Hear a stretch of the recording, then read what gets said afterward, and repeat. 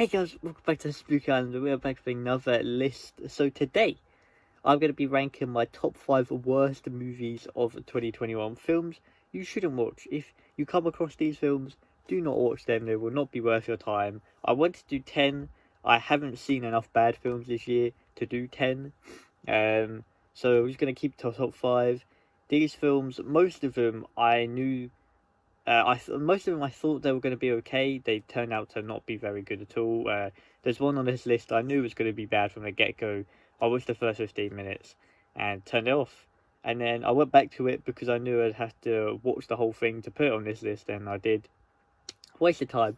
We'll get onto that when we get to number 1. But number 5 of this year, my number 5th worst movie of this year, is Snake Eyes, G.I. Joe Origin. Now, this film disappointed me a lot. It really did. I did have quite a big high expectation for this film. I think reboots of films, reboots of franchises can go badly like this, and I think me and Kai said this. I think the story team, the writers, were on a completely different level to like the filmmakers themselves, the people who like directed the choreography and actually studied the ninja kind of Snake Eyes vibes that you get from the G.I. Joe films, because the combat, the action scenes were actually very good. They had a very nice like ninja feel. It felt like G.I. Joe, but then when the fighting stopped and you see that acted, you see the script, and you see like just the writing for the characters and the development, it just seemed it was just really underwhelming. And like I've never really seen a more what's the word? I've never really seen a film that under delivered so much like this film. I really thought this was going to be really good. And when the critics scores even come out, even then I was like, okay, I'm still going to go watch it.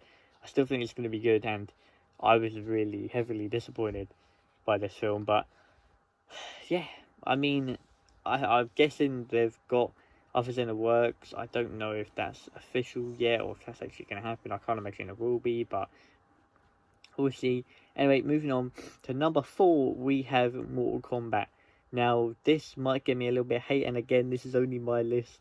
Please do not send any hate in the comments. Instead of sending hate, comment yours below. This is my opinion. If you don't feel the same, please don't take any offense. But Mortal Kombat, again, this is a film that I had expectations for.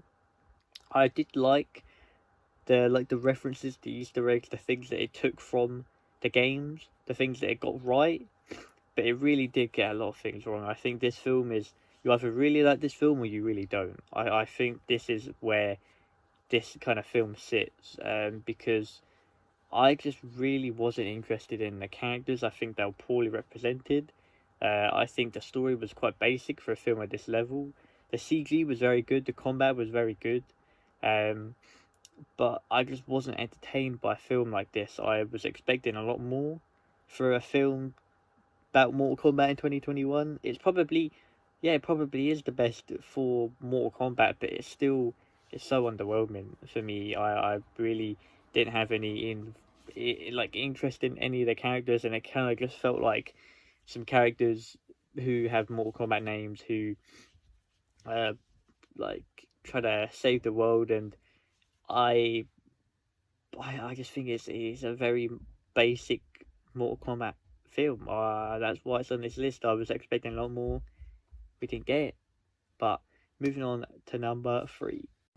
Moving on to number 3, we have He's All That. Now, this film, I knew it wasn't going to be good. I am a fan of the original, what this is based off of. I have watched that film with my family a few times. I really do like the original. My mum and dad were the ones who showed me that because they did like that film, and this film was just, I went to forget it. I watched this because I went to react to it for the channel. I did.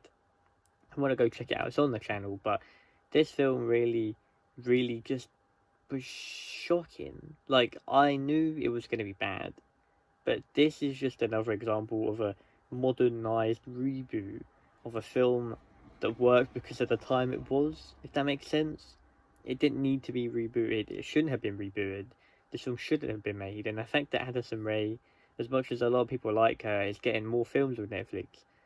I think is just, I don't know how, and I like Tanner a lot. That's why one of the reasons why I watched this, because I like him a lot in Cobra Kai. But like even his character in this film wasn't good, wasn't entertaining, and I know it's probably targeted for a younger audience. But again, you can't reboot an old film that has seen so many people love it, and then not expect to try and hit the right audience. Just my opinion. It's number 3. Don't like this film at all. Anyway, moving on to number 2, we have Venom 2. Now, I really enjoyed the first film. I will say that. I really enjoyed the first film. I thought it was very different from how Venom is in the comics. It's not the typical villainized character that he is. But I liked the different way. I liked how Tom Hardy played him. I like the other cast members in the first one. I think it was a very unique take on Venom, and I wasn't expecting much different from the second film. When the trailers come out, I was excited because I have always loved Carnage. He has been one of my favourite villains in the Spider-Man comics. Just in any just any Marvel villain, he's always been one of my favourites in the comics. And I was so excited when we finally knew we were going to get Carnage. I was very optimistic of how he was going to look. I thought he looked really cool. And just the film really let me down. It just didn't feel like... It just didn't... First of all, it's second here because I don't like this film. I know a lot of people do. I know there's a lot of people who do like this film, and there's a lot of people who don't. But for me, I really don't like it. I think this film is one of the worst written films I've ever seen. I think it has some good CGI, but there's just nothing there. There are some scenes in here that are... The thing that bothers me... One of the scenes that bothers me the most in this film is when he goes into a gas station, he plugs the symbiote into a laptop, and it tells him where the asylum is. It's like, how can you actually think of that in the script and think, yeah, that is a way to get around him going to somewhere? Like, I don't understand how that could be a part of a film. I don't know how this just doesn't feel like the same film it was.